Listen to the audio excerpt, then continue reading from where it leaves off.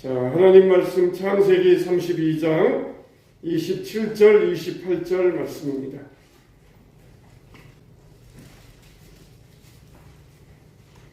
창세기 32장 27절, 28절. 자, 다같이 시작.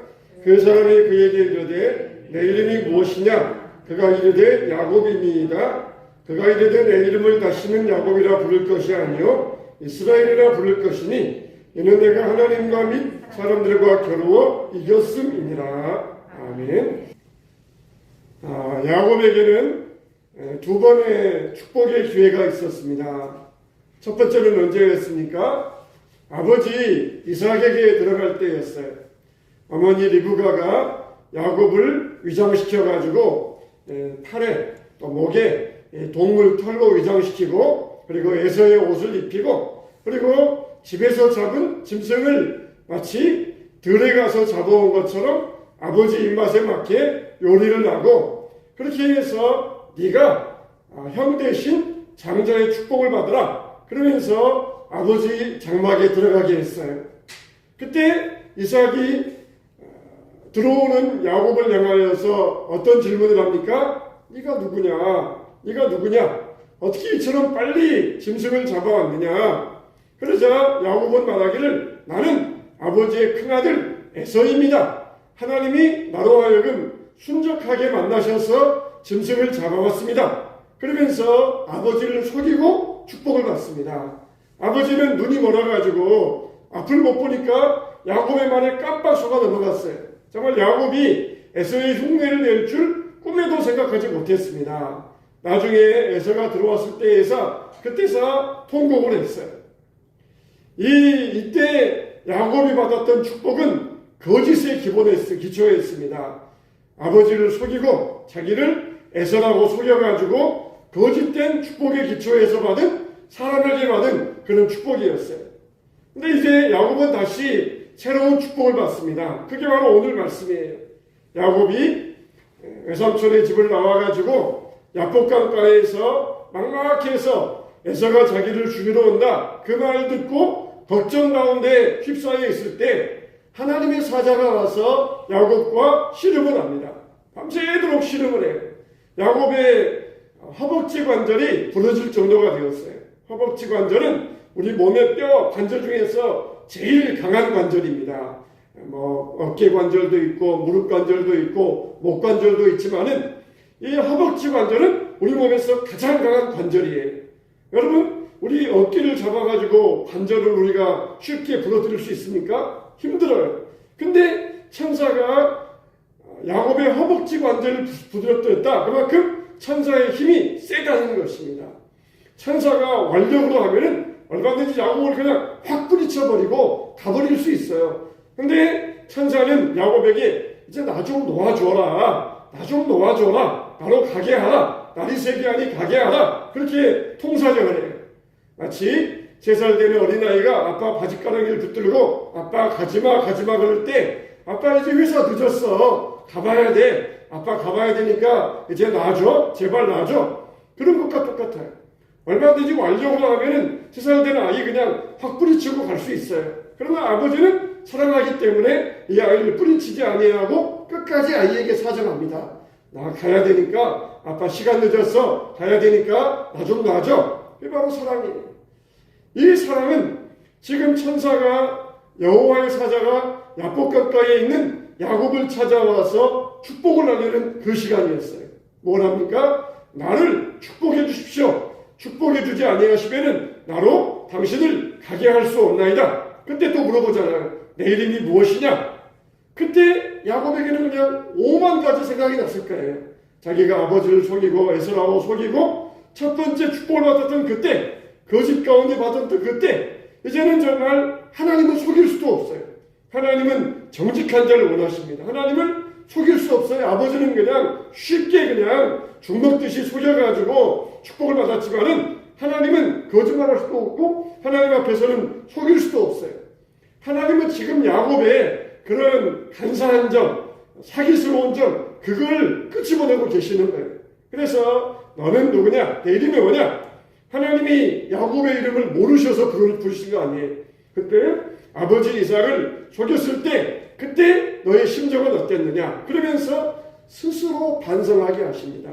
하나님은 우리에게 오셔가지고 너희 죄 지었지? 그러면서 이 나쁜 XX야. 너희는 죄 지었지? 하나님은 그런 경우가 별로 없어요.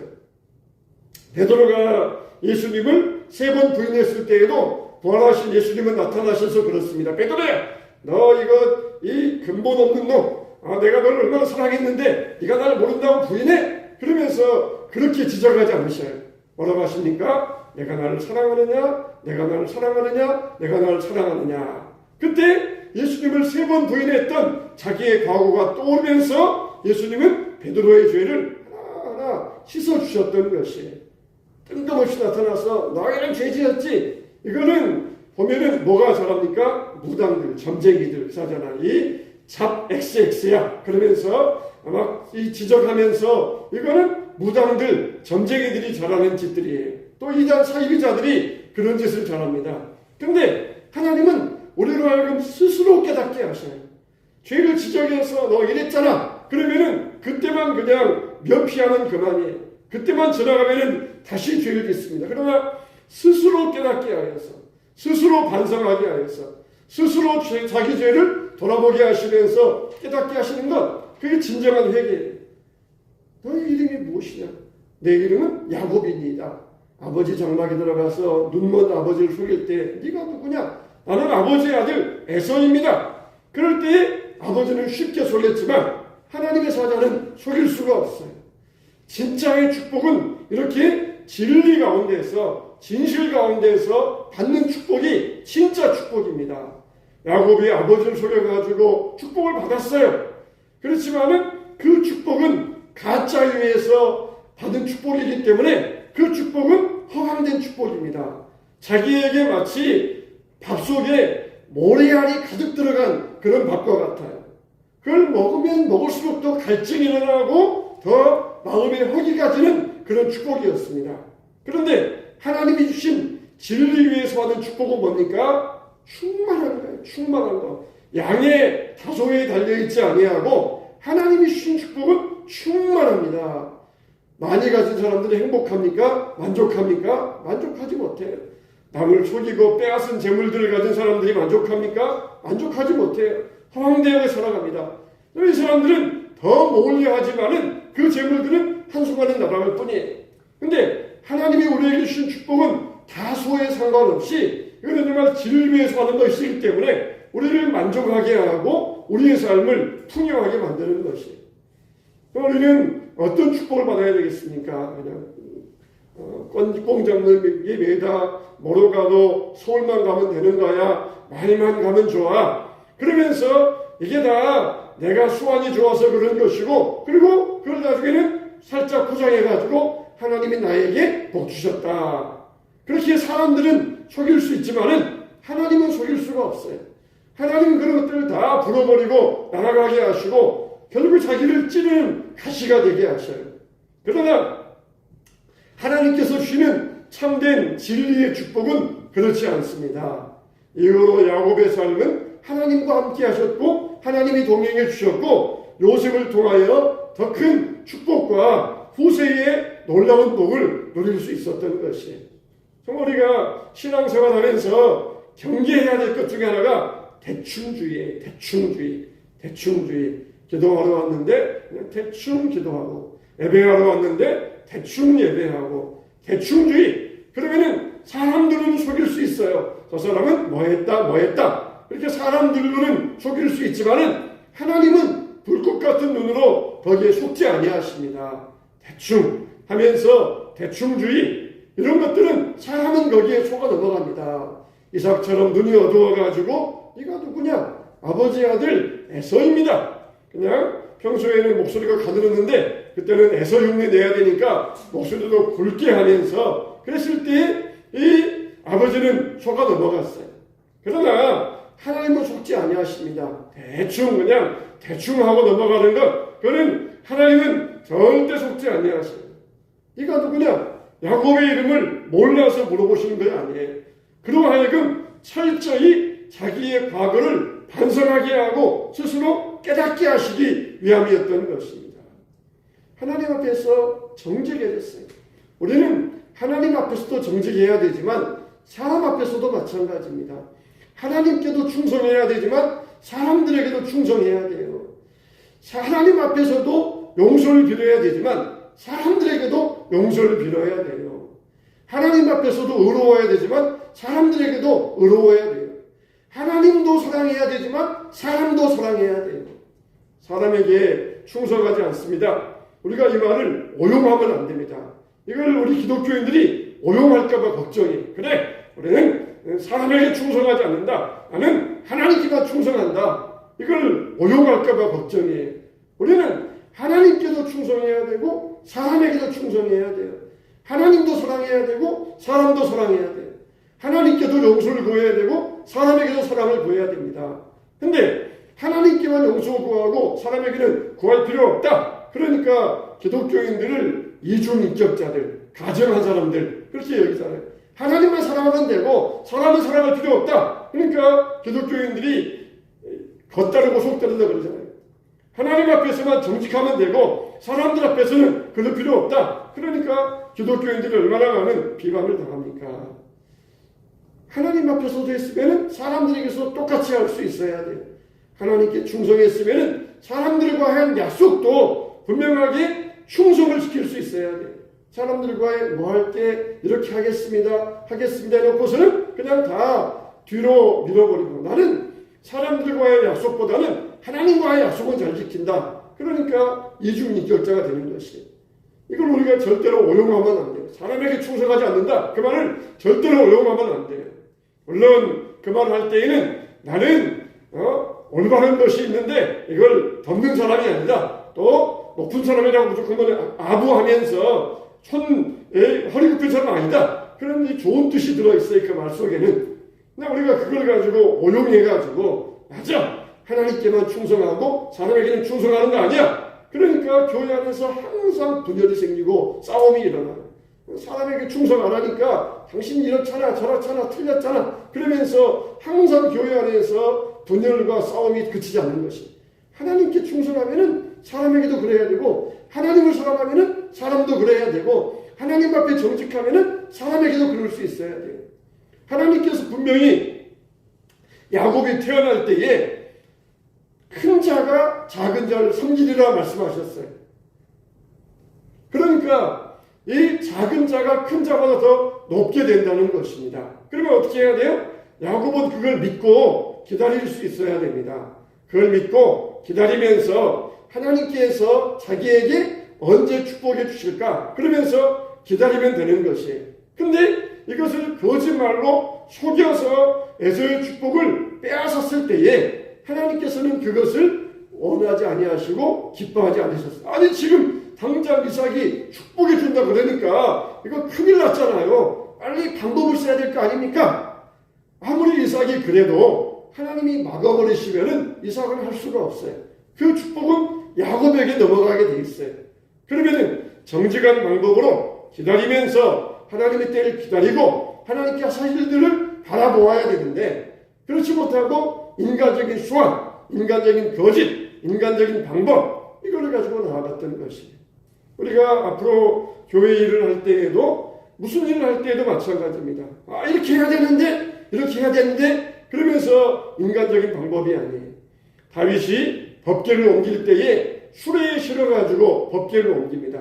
근데 소들이 막 뛰니까 수레에서 법궤가 떨어져가지고 법궤가 지금 파괴되게 생겼어요. 그래서 우사가 얼른 가서 수레에 있는 법궤를 붙잡습니다. 하나님께서 진노하셔가지고 우사를 치셨어요. 아니 우사가 뭘 잘못했습니까? 하나님의 법궤가 지금 수레에서 떨어져가지고 깨어질 판인데 이걸 깨지지 않도록 보존하기 위해서 꽉 잡았는데 하나님이 진노하셔가지고 우사를 치셨다는 것이에요. 법궤를 움직일 때는 항상 제사장이 어깨가 메고 움직여야 돼요. 근데 이게 잘못된 방법에서 이루어졌을 때에 우사가 아무리 거기에 나타났어도 하나님은 그것을 원하지 아니하셨어요. 그냥 거기에서 소가 뛰었다. 그래서 법궤가 넘어져가지고 깨어졌다. 그냥 놔둬야 돼요. 그냥 놔둬야 돼. 하나님께 하실 일이니까 놔둬야 돼요. 법계가 깨어져도 우리는 놔둬야 됩니다. 우리가 거기에서 끼어들어가지고 내가 법계 보호해야 되겠다, 내가 뭘 해야 되겠다, 그러면서 내가 자처할 일이 아니에요. 하나님께서 하시는 거예요.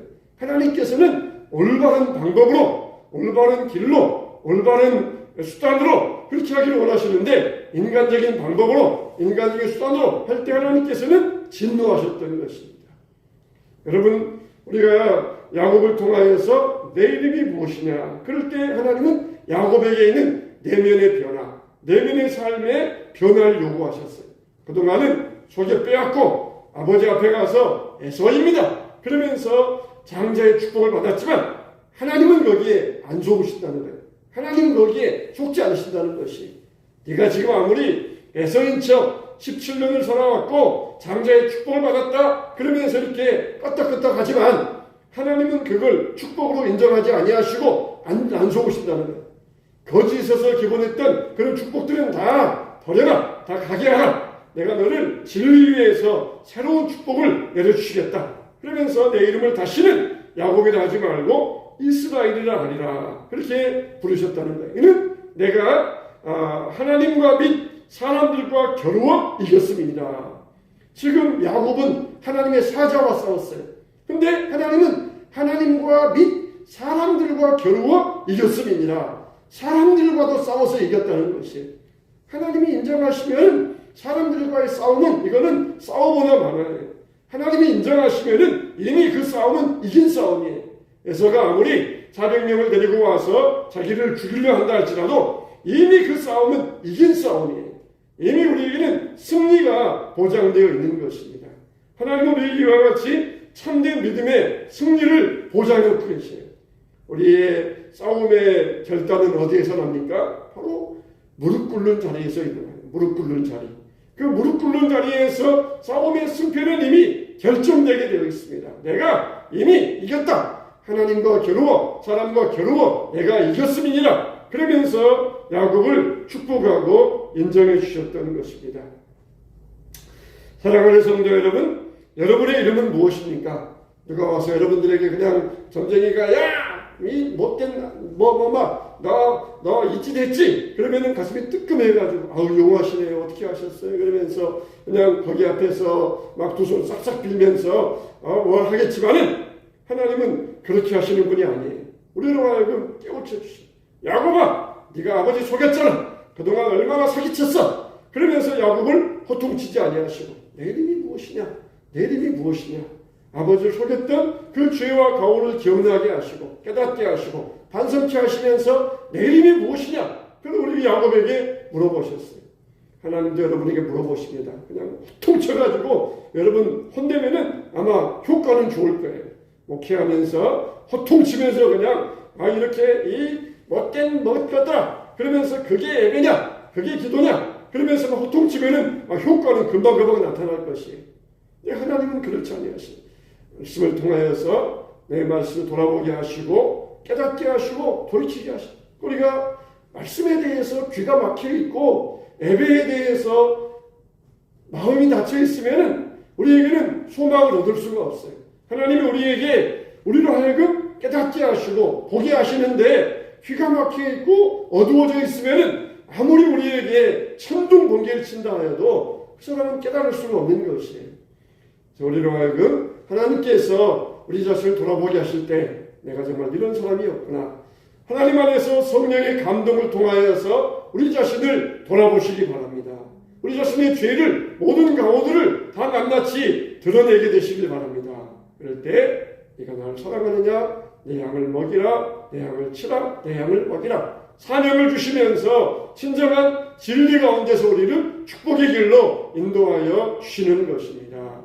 그래서 저와 여러분들이 하나님의 은혜 안에서 내가 누구입니다. 하나님의 사람입니다. 믿음으로 고백하면서 담대하게 나아가게 되시기를 주님의 이름으로 축원합니다.